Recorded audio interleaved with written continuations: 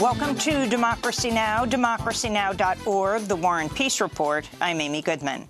The United Nations warns in a new report that humanity is doing far too little to limit global temperature rise to less than 1.5 degrees Celsius, a target of the 2015 Paris Climate Accord that would prevent the worst effects of catastrophic climate change. The UN found the rate of global carbon dioxide emissions rose last year for the first time in 4 years and is expected to climb again for 2018, with the world on pace to see a global rise of 3.2 degrees Celsius, or nearly 6 degrees Fahrenheit, by the end of the century. Such a rise would see devastating droughts, floods, and extreme weather, with increased sea level, crop failures, mass migration, and global conflict. The UN is calling for new investments in renewable energy and for governments to replace subsidies on fossil fuels with taxes to discourage their use. The stark warning came ahead of the UN climate talks set for Katowice, Poland, next month. Democracy Now! Will broadcast from the talks during the week of December 10th. In Mexico, the government of President-elect Andrés Manuel López Obrador has signaled it will hold Central American migrants on Mexican soil while they wait to hear whether their applications for political asylum are granted by the U.S. Mexico's incoming foreign minister said Tuesday the Trump administration should in return pay at least $20 billion for a Marshall Plan-style program aimed at developing the economies of El Salvador, Honduras, and Guatemala. It's not clear what services Mexico would provide migrants hoping to win U.S. asylum. At the crossing between Tijuana and San Diego, U.S. officials are processing only about 100 claims per day, even as thousands of migrants are living in squalid open-air camps near the border while they await their turn to apply for asylum. Customs and Border Patrol says the migrants may have to wait up to 6 weeks to have their appeals heard. This comes as the Trump administration defended the Border Patrol for firing tear gas into crowds of migrants, including mothers and children, as they tried to cross the U.S. border from Tijuana Sunday. This is Ronald Colburn, president of the Border Patrol Foundation, former National Deputy Chief of U.S. Customs and Border Protection, speaking on Fox and Friends Monday. The type of deterrent being used is OC pepper spray. It's literally water, pepper, with a small amount of alcohol for evaporation purposes. It's natural. You could actually put it on your nachos and eat it. So it's a good way of deterring people without long-term harm. Democrats are blasting the Trump administration for its treatment of asylum seekers. Democratic National Committee Chair Tom Perez tweeted, quote, "Shooting tear gas at children is not who we are as Americans." But new findings reveal Customs and Border Protection fired tear gas dozens of times under President Obama. In a statement sent to Newsweek Tuesday, CBP said it first acquired tear gas in 2010 and deployed the substance 126 times since 2012. The data showed tear gas use has increased under President Trump. Will have more on the tear gassing of migrants on the U.S.-Mexico border later in the broadcast. In Texas, a newly revealed memo shows the Trump administration waived rigorous background checks for all staff at a sprawling tent camp where migrant children are imprisoned in the desert outside El Paso. The memo from the Health and Human Services Department's Inspector General shows the Office of Refugee Resettlement approved a plan to sidestep requirements for FBI fingerprinting checks, along with child abuse and neglect checks for 2,100 staffers at the Tornillo tent city. And the camp was allowed to sidestep mental health requirements, which require one mental health clinician for every 12 children. Tornillo has just one clinician for every 100 children.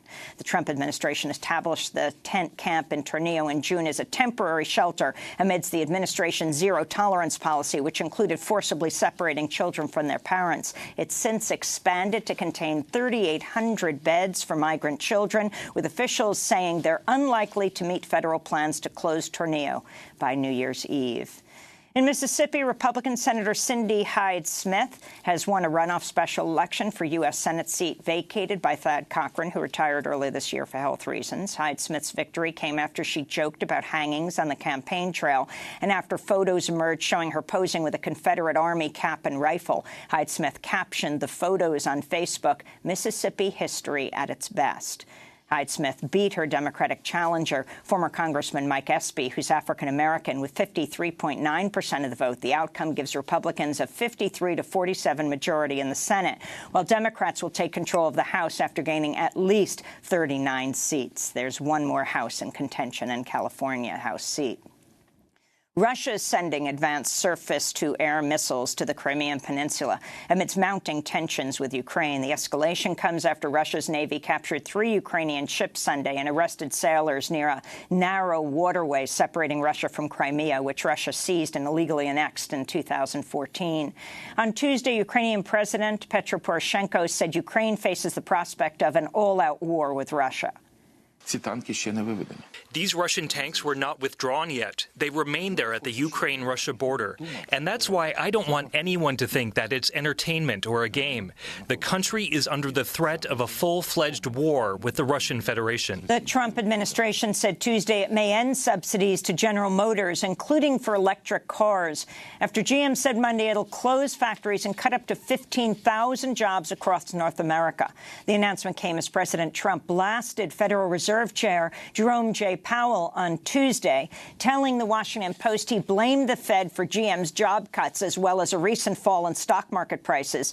Trump told the Washington Post, quote, "I'm doing deals and I'm not being accommodated by the Fed. They're making a mistake because I have a gut, and my gut tells me more sometimes than anybody else's brain can ever tell me. So far, I'm not even a little bit happy with my selection of Jay, not even a little bit," Trump said. In the wide-ranging interview, Trump also said he's considering canceling a planned meeting with Russian leader Vladimir Putin in Argentina later this week over Russia's attack on 3 Ukrainian ships off the coast of Crimea. Trump once again attacked his own administration's report on climate change released last week, warning of dire consequences of inaction on curbing greenhouse gas emissions. Trump said, quote, "We have very high levels of intelligence, but we're not necessarily such believers. You look at our air and our water, and it's right now at a record clean," unquote. And Trump once again defended Saudi Crown Prince Mohammed bin Salman, saying maybe he did and maybe he didn't order the killing of the Washington Post columnist Jamal Khashoggi.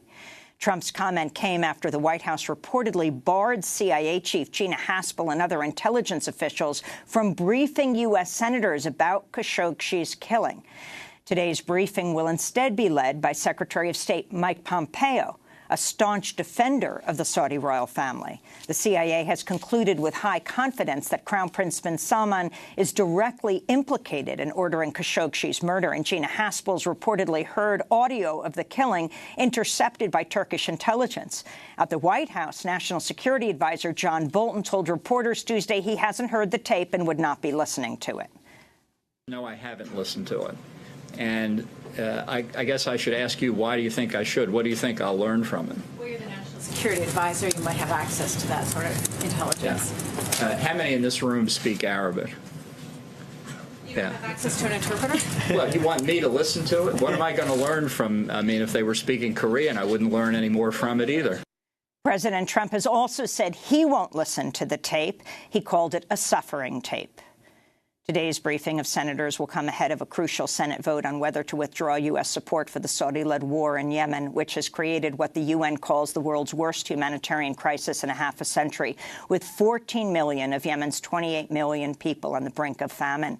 Today's vote comes after CNN quoted 2 sources saying the U.S. slammed the brakes on the UN Security Council resolution on a ceasefire in Yemen, reportedly after the Saudi Crown Prince threw a fit over a draft resolution.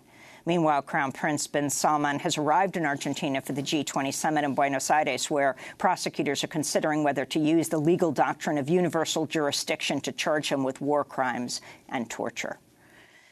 Meanwhile, thousands of Argentines rallied Tuesday near the site of the summit to protest austerity measures being imposed by the International Monetary Fund and backed by G20 member nations in exchange for a $57 billion bailout of the Argentine economy. This is Argentinian activist Gaston Hyde-Smith. The G20 is hunger and illegitimacy. This illegitimate and starving government launched this summit and comes to play a role of minor partner of this conglomerate of imperial countries that come to divide the world in the framework of the commercial war. This comes as outgoing Mexican President Enrique Peña Nieto said Mexico will bestow Mexico's highest honor for foreigners on Jared Kushner, President Trump's son-in-law and senior advisor, when Kushner arrives for the G20 talks in Argentina. The move drew scorn from prominent Mexicans, including actor Gael Garcia Bernal, who called the decision to award the Aztec Eagle tremendously shameful. Previous winners include Nelson Mandela and the Nobel Prize-winning novelist Gabriel Garcia Marquez. Syrian radio host and activist Raed Fares was shot dead in Idlib Friday, along with activist Hamoud Janeed. Fares founded Radio Fresh, an independent radio station broadcasting from inside opposition-held Syria. Fares joined the popular protests against the government of President Bashar al-Assad in 2011. In the following years, he documented the human cost of the war in Syria, exposing rights violations and the devastation of airstrikes on civilians. Fares was targeted by both the government and opposition militants. He survived previous assassination attempts at kidnapping and torture. Back in the United States, the New York Times reports lawyers for Donald Trump's former campaign chair, Paul Manafort, briefed the president at the White House about Manafort's cooperation with federal investigators working for special counsel Robert Mueller. The briefings by Manafort lawyer Kevin Downing were confirmed by Rudy Giuliani, one of President Trump's personal attorneys. The meetings were not illegal, but were highly unusual and reportedly infuriated investigators with Mueller's team. On Monday, the special counsel's office said Manafort violated his cooperation agreement with Robert Mueller by repeatedly lying to federal investigators. Meanwhile, lawyers for Julian Assange said the WikiLeaks founder will sue the Guardian newspaper for libel after it reported Tuesday that Paul Manafort held secret talks with Assange inside the Ecuadorian embassy in London on 3 occasions. The alleged meetings occurred, the Guardian alleged, in 2013, 2015, and in March of 2016, around the time Manafort joined Donald Trump's presidential campaign. Lead author Luke Harding cited a, quote, well-placed source as the basis of the report. In a statement, Manafort called the report totally false and deliberately libelous. WikiLeaks said in a tweet, quote, WikiLeaks is willing to bet the Guardian $1 million and its editor's head that Manafort never met Assange. Former Environmental Protection Agency Administrator Scott Pruitt coordinated with the Fox News channel ahead of multiple appearances on Fox and Friends, where he was presented with pre-screened, non-confrontational questions. That's according to the Daily Beast, which obtained emails showing Fox News producers allowing Pruitt's aides to dictate topics for interviews and even offered them script approval for Pruitt's introduction. After the report circulated, Fox News said in a statement, this is not standard practice whatsoever, and the matter is being addressed internally with those involved. It's the latest example of Fox News coordinating directly with Republican politicians. Earlier this month, Fox News hosts Jeanine Pirro and Sean Hannity appeared on stage at a Trump campaign rally ahead of the midterm elections. Former Fox News executive Bill Shine now works as Deputy Chief of Staff for White House Communications, and former White House comms director Hope Hicks now works as head of public relations for Fox News' parent company. In Louisiana, a judge heard arguments Tuesday in an eminent domain case that could help determine the fate of the 163-mile Bayou Bridge pipeline being built by Energy Transfer Partners, the same company behind the controversial Dakota Access Pipeline. Property owners whose land was seized for pipeline construction are suing Energy Transfer Partners, claiming it illegally stole and damaged private land for construction of the Bayou Bridge pipeline, which would carry nearly 500,000 barrels of oil per day across Louisiana's wetlands. A judge is expected to issue a ruling today after more testimony. And NASA's InSight mission has landed on Mars. InSight will explore the interior of the red planet with the most sensitive seismometer ever built into a space probe. NASA engineers erupted into applause Monday as InSight made its landing about 7 minutes after shedding its 12,000-mile-per-hour velocity to reach the surface safely in just under 7 minutes. It's the 8th successful landing on Mars by a NASA spacecraft. And those are some of the headlines. This is Democracy Now!, democracynow.org, The War and Peace Report. I'm Amy Goodman. And I'm Juan Gonzalez. Welcome to all of our listeners and viewers across the country and around the world.